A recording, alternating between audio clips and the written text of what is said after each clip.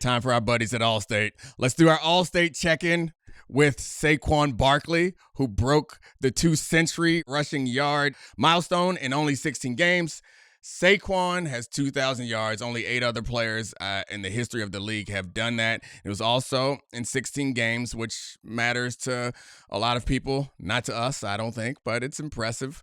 And he's one of Bill's MVP candidates.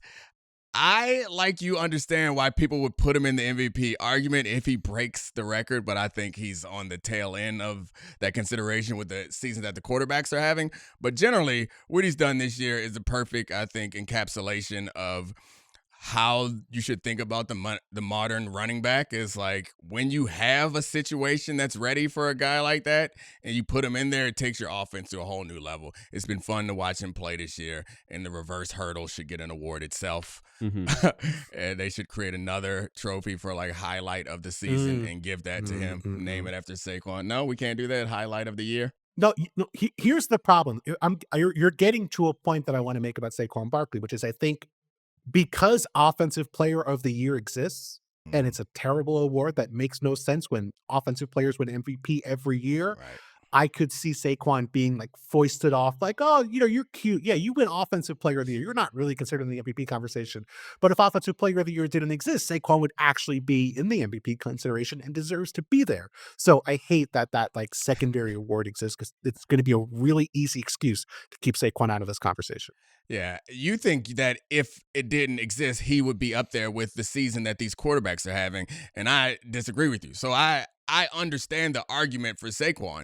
You can't argue that he's more valuable to his team than the other quarterbacks, but your argument for Saquon is if he breaks this record, he's done something that should be memorialized, something that's never been done before, and it's really impressive, and he deserves credit for it. But there's no realistic way to argue that he's actually more valuable to his team than any of these quarterbacks.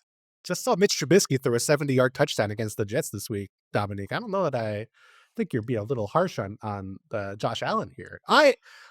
Here's something I would say. Like, yes, Saquon Barkley gets a lot of help from his offensive line, from the players around him, but have we not spent the last 2 months watching Jalen Hurts like be pretty bad? Like, it's not like they've been dominating. Sure have. It's not like this is the greatest show on turf Rams where it's like, okay, Marshall Faulk has been incredible, but yeah, Kurt Warner's great. Isaac Bruce is great. Like, it has been Saquon running this offense for most of the season. So yes, quarterbacks are more valuable than running backs, but those quarterbacks, there's not one who's like rips away from the pack here. Like, there's 3 quarterbacks at the top, and we just skip it over. All 3 of them ripped away from the pack is the thing. And the fact that there's not one doesn't mean that it doesn't matter. Like Saquon, I get your point. He is incredibly valuable to this team. But and I know, and I appreciate that you're doing this for the sake of the show and conversation, because I know in that beautiful heart of yours, Bill Barnwell, you don't actually believe that Saquon is more valuable to his team than any of these 3 quarterbacks. I mean, we could look at how many games do you think that the Eagles would have lost this year without Saquon Barkley, and then do the same thing for the other quarterbacks. This is just categorically ridiculous. I do have a question. A question. Don't bail that man out with a question. Well, this is going to annoy both of you. Oh, no, you're going to get my answer, but you're not going to like it. Okay, go ahead, Charlie. No, Bill, the floor is yours.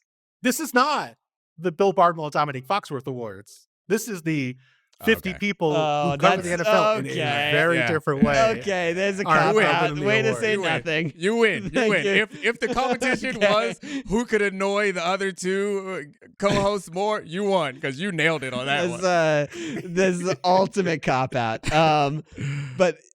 So if Saquon can't win MVP because of positional value, and Burrow can't win MVP because of QB wins, and either Lamar or Allen doesn't win the award because of the other one, why should Saquon win Offensive Player of the Year over whoever doesn't win the MVP amongst those quarterbacks? Yeah. Why shouldn't Josh Allen or Lamar or Burrow win it? That's a fair point. One of them should win it because they are the offensive MVP. The awards are all like discombobulated since they've changed the rules and the style of play switched to a way that made it so the MVP has to be a quarterback. I think last year was the only realistic chance we had in a long time for someone else to win. And to argue that someone else should have won, it would have had to been Christian McCaffrey. And it's not just statistics, it's about his impact on the game, which requires a different level of film study than I think is appropriate for the most valuable player, which we all accept is like the protagonist of the season. Like, who's the guy? Who's the guy this year? Who was the guy? And it's never going to be a running back in a league that's designed to protect and boost the value of the quarterback. It's just the way it is.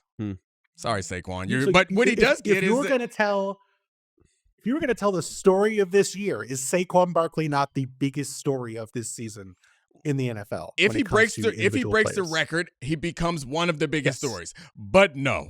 Hell, the story of the season is the fact that, like, Lamar and Josh Allen have entered a tier of, like, we might be seeing 3 or 4 of the best 10 quarterbacks of all time playing at once, peaking around the same time.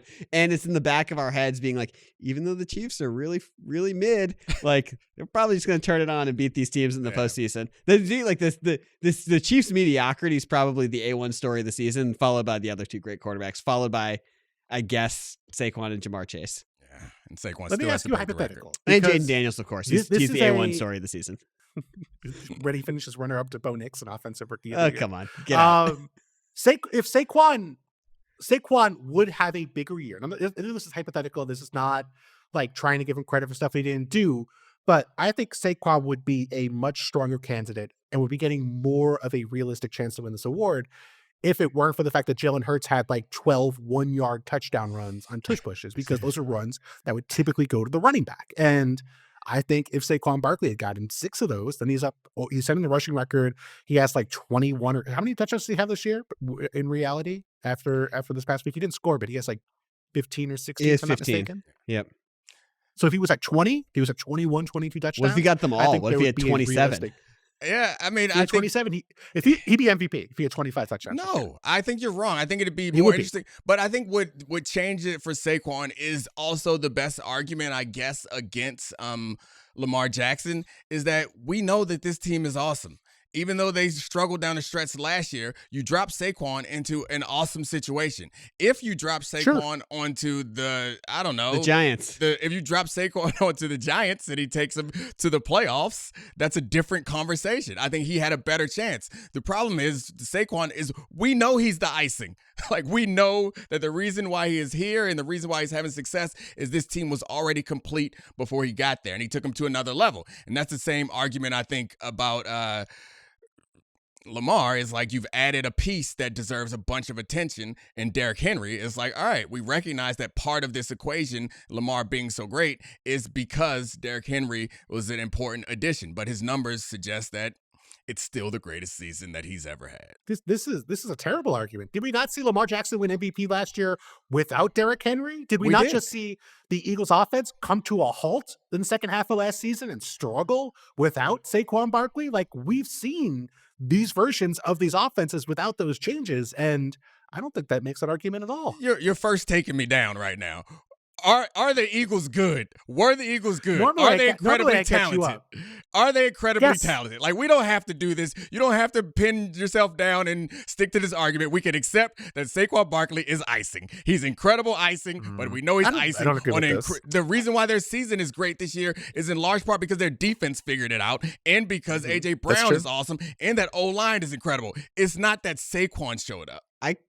I'm sort of between you guys, leaning towards Bill. Like, he really bailed them out offensively for a lot this season. Okay. Like, he really did. Okay. He wasn't just a luxury piece. 120-yard Jalen Hurts passing games with that great offensive line, with A.J. Brown, with Devontae Smith. How many games do we see where Jalen Hurts could not throw the football this year? Cool. So, draw Mayo, guys. I just want to point out, Bill, Dominique's just changing the topic. Because I can't with you two. You are being disingenuous for whatever reason, and I don't know. It's okay. I don't think he should win MVP. I'm just saying, like, it's somewhere in between. He's not.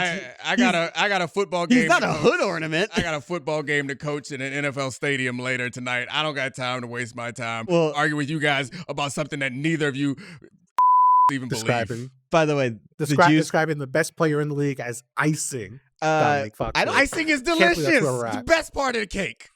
For the record, It's a muffin without icing. It's a muffin. I'm going to throw one more grenade into this. Oh, I kind of think Jamar Chase had a better season than Saquon Barkley. yeah, I knew you were going to say that. Should Jamar Chase get the MVP? Yeah, that's not like we do not need to grenade a situation that's already grenaded.